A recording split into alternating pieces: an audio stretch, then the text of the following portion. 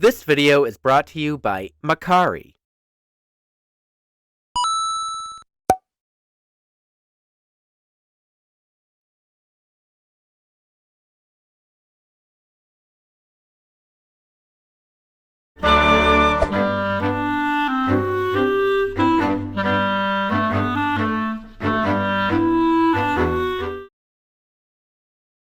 Come on, Satan. You know you can't resist this. Kim Kardashian had this Watching South Park uncensored on streaming the day after it airs is like finding out your favorite childhood cereal still exists and now comes with the recommended dose of daily fiber. And frankly, I don't think I've actually laughed this hard at a South Park episode since Trapped in the Closet or that Jennifer Lopez episode. Don't think just because I got a lot of money, I'll give you taco flavored kisses, honey. By the way, if you were on MySpace between 2004 to about 2006 and you were friends with the official Jennifer Lopez MySpace page, pleased to be reacquainted. That was actually me. But before we go any further, I am going to have to ask you to drop a like and a subscribe if you haven't subscribed already for whatever reason. And maybe tell me what your favorite South Park episode was over the last 30 years down in the comments section. Just do as I tell you, Twink. Okay. So, after multiple delays, South Park is rude and ready to offend with brand new episodes, and I've been absolutely loving them, and we've got 9 more on the way. Unless the current administration sees the last 2 episodes and tries to cancel that and the First Amendment with one executive order. And hopefully by the time they stop airing, I'll have already gotten over my head cold. Or maybe otherwise, I just need to accept the fact that I sound like Fran Drescher. I wonder how long it's gonna last. I'm not gonna go too crazy into detail about the first episode, because honestly, you do kind of have to see it for yourself to believe it. But South Park did not hold back on this administration. From making fun of Donald Trump's tiny wee-wee to literally putting him in bed with Satan. And you know what? Even Jesus is afraid that this administration could cancel him like they did to Stephen Colbert. Matt and Trey really went all in to let this current administration know just exactly how they feel about them. And I think that's great. Did anybody here see South Park last night? Just curious.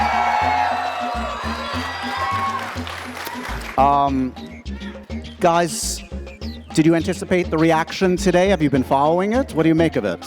We're terribly sorry.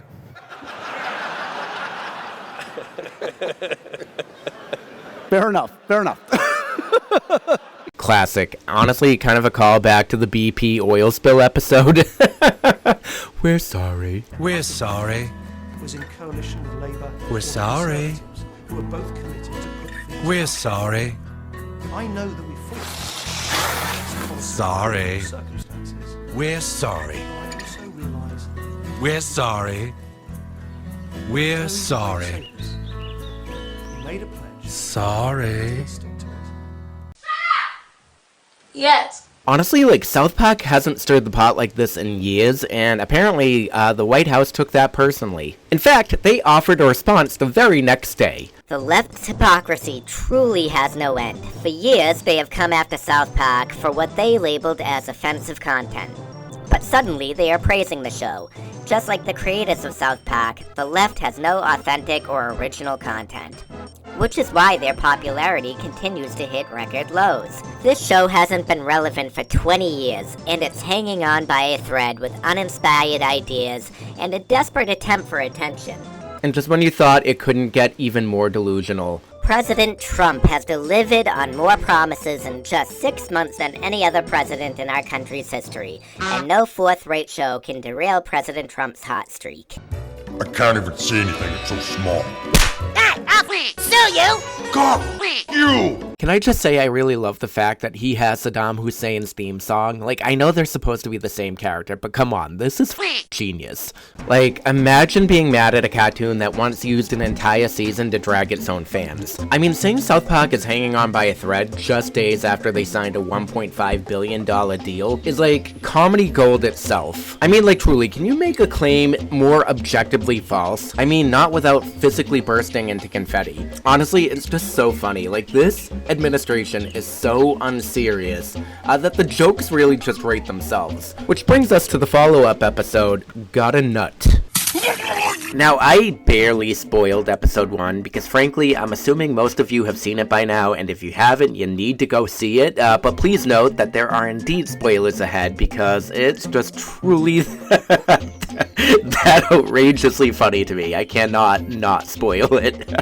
There's just something about this episode that just kind of resonated with me a little bit more than the first one did, and I know most people prefer Sermon on the Mount, and I fully acknowledge that this could be my own recency bias or my own experiences with ice, but here goes. In the latest episode, South Park sets its sights on Kristi Noem, not like you got a gnome, although she kind of looks like one sometimes, Secretary of Homeland Security and face of America's current immigration war crimes, and apparently not someone that you want to leave around with a family dog. We will get into that. Alongside an obviously morally bankrupt immigration system and the kind of desperation that makes people ditch their values faster than Kristi ditches a leash. So episode 2 kicks off with Cartman discovering that Clyde has launched a wildly offensive podcast where he spouts bigoted hot takes about women and shoes. So if you're familiar with people like Candace Owens or Charlie Kirk, then you already know about the right-wing grift and how it's been taking over YouTube since YouTube Shorts were launched. And honestly, kudos to South Park for even speaking on this, because that kind of content has been infiltrating and even indoctrinating young men for probably a little bit too long. Because honestly, like, Gen Z went from being one of the most progressive generations of all time, you know, only to do a hard right turn just before the election because of content like this. So honestly, good on South Park for even daring to say anything about it. And we honestly should be having that conversation more about content like this that is basically indoctrinating children into the alt-right. Anyway, naturally, Cartman is furious. That is his grift. He storms in like it's January 6th at the Capitol and actually tries to confront Clyde. And then Clyde just casually shrugs it off, you know, because he's just trying to make his nut.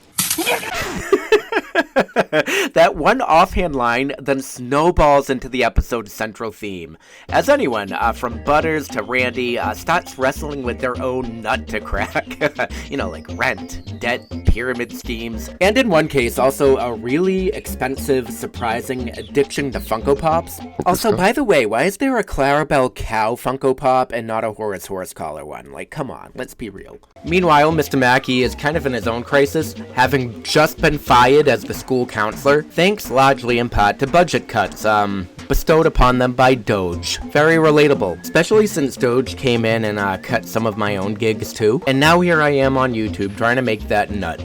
By the way, you should definitely consider becoming a member on Ko-Fi so that I can make that nut. And somebody else's too. Kim Kardashian. After these messages, we'll be right back.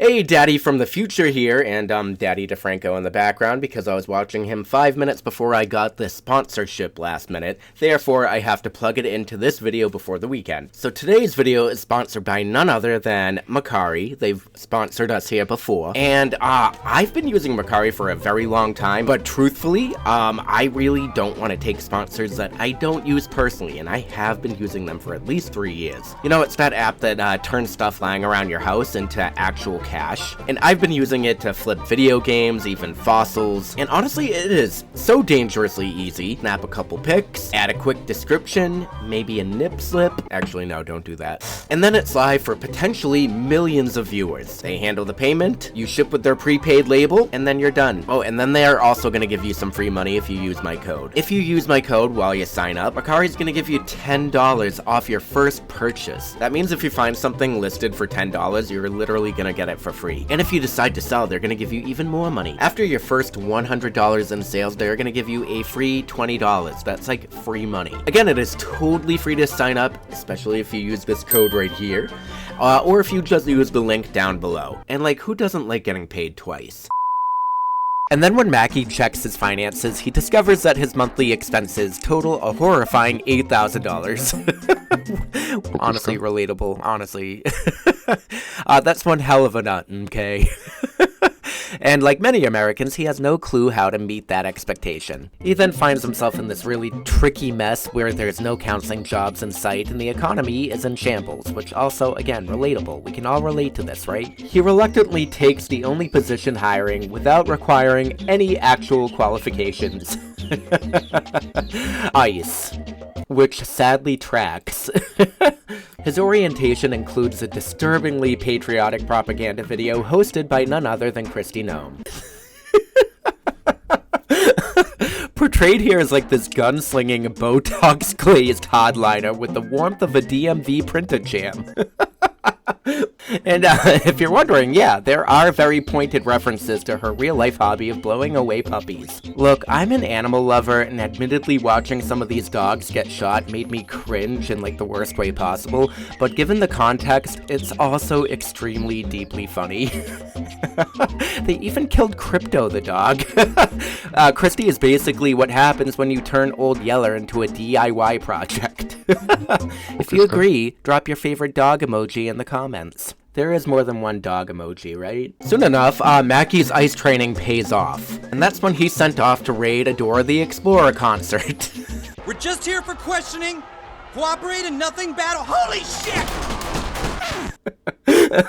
I'm sorry if I'm like laughing like an idiot, but this was honestly so shockingly stupidly smart. After that, we kind of jump to Catman hijacking Clyde's podcast and rebrands himself as the Master Debater.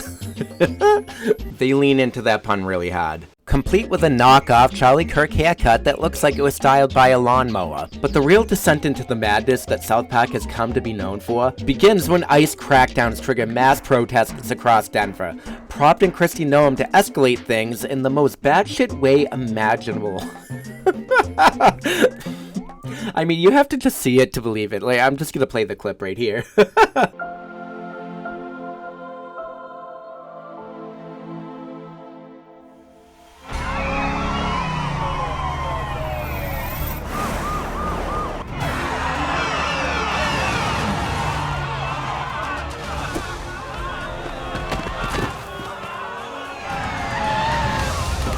Remember, only detain the brown ones. If it's brown, it goes down. Jesus, look out!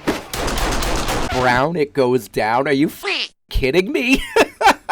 Oh my god, it actually killed me. She actually does say that too, and it actually sounds like something that she would say in real life too. Eventually, in a moment that feels like Salvador Dali on edibles, Noem's melting Botox clogged face literally detaches and claws away like a stunned lizard. Leaving behind a sight so grotesque, even South Park seems surprised by itself. I do have to say, I loved how her Botox crew would just come in at random and just lift her face up. Very much giving, you know, like the Peanuts sprucing up their jank-ass Christmas tree, which I think is what they were going for, considering at the end credits they do have somewhat of a throwback to the Peanuts.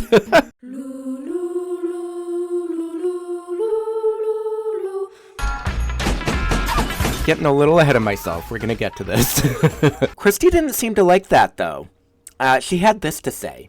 Yeah, it never ends, but it's so lazy to just constantly make fun of women for how they look. Only the liberals and the extremists do that. If they wanted to criticize my job, go ahead and do that, but clearly they can't. They just pick something petty like that. So actually following this statement, South Park responded in the most South Park way imaginable, and they changed their profile photo on Twitter and Facebook to Kristi Noem's melting face. Because conservatives and even the president himself have never once hesitated to trash a woman on the internet or in public, so they can cope and seethe because they frankly deserve it. So obviously, Mackey is getting his nut, and he's able to patch up his $8,000 a month nut, but, you know, his soul starts to glitch. Which reminds me, I have a very young friend who I know watches these videos, and this is why I tell you that money isn't everything, and honestly, like, just do the right thing, you know? Stop trying to be like Pinky in the Brain trying to take over the world. It's just never gonna work out. Things kind of hit fever dream level when Noem flies him out to Mar-a-Lago, though, for a personal audience with Trump himself, who greets him in an all-white Fantasy Island cosplay and offers Mackey Noem's job. I can't also help but notice all the underage girls that work at Mar-a-Lago, and also Dora herself, you know, giving massages, you know, definitely a callback to the Epstein files, which need to be released, preferably untampered by the FBI. But what really got me here was like that Oompa Loompa looking ass JD Vance. He's so unlikable that even Trump kicks him off screen, the way we would all like to. Hey, will you get out of here? And honestly, like, JD Vance seems way too eager to loop up, Satan's bussy. That is all I'm saying. So that little voice, it kills me every time. The plane is here from Immigration and Customs Enforcement. Honestly, like, I do have to say, I do hate AI, and I'm pretty sure that this version of JD Vance is actually based off of an AI-generated meme, so I do have to say that I am not for AI. I really actually hate how hard it's getting for me to detect AI as an elder millennial. Like, there was an instance on Twitter recently where I fell for an AI video, and I felt like such a baby boomer. It was really embarrassing. I'm really glad I didn't comment it, or retweet it, or quote tweet it. That would have been really embarrassing. But honestly, these AI-generated chubby JD Vance memes, like, oh my god, they fucking kill me. I'm sorry. I know I shouldn't like them, but I do. I love them. And honestly, it all led up to this, because this is funny. There was also this really wholesome scene where Clyde and Mr. Mackey were also kind of reunited, because again, Clyde is also at Mar-a-Lago as well, considering he had just won the Charlie Kirk Award, which is hysterical, by the way. Please welcome the best young master debater of our time, Clyde Donovan.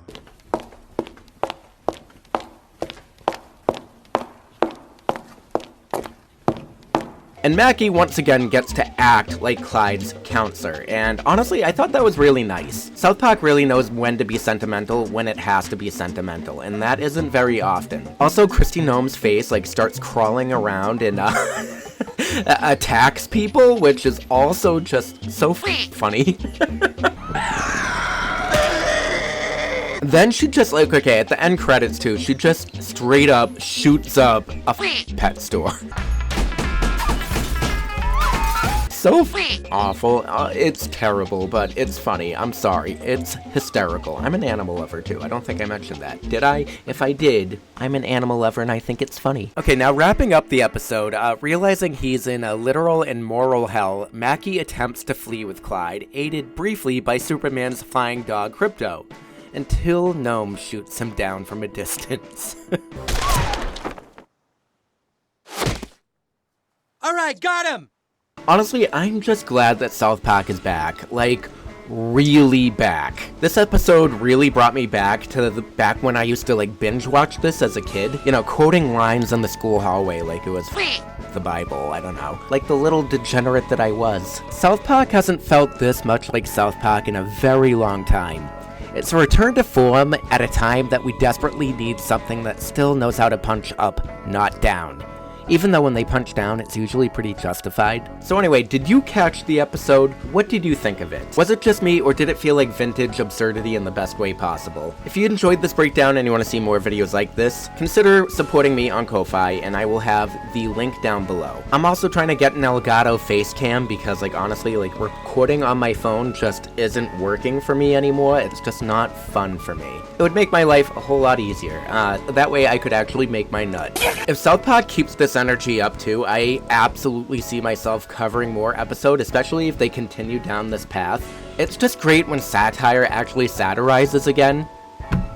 Make satire great again. I think they're doing that. And hey, maybe South Park can finally do what we've all collectively failed to prior to this election. Teach the young Gen Z Trump voters that supporting a fascist like Trump is actually deeply, very embarrassing. Don't be cringe.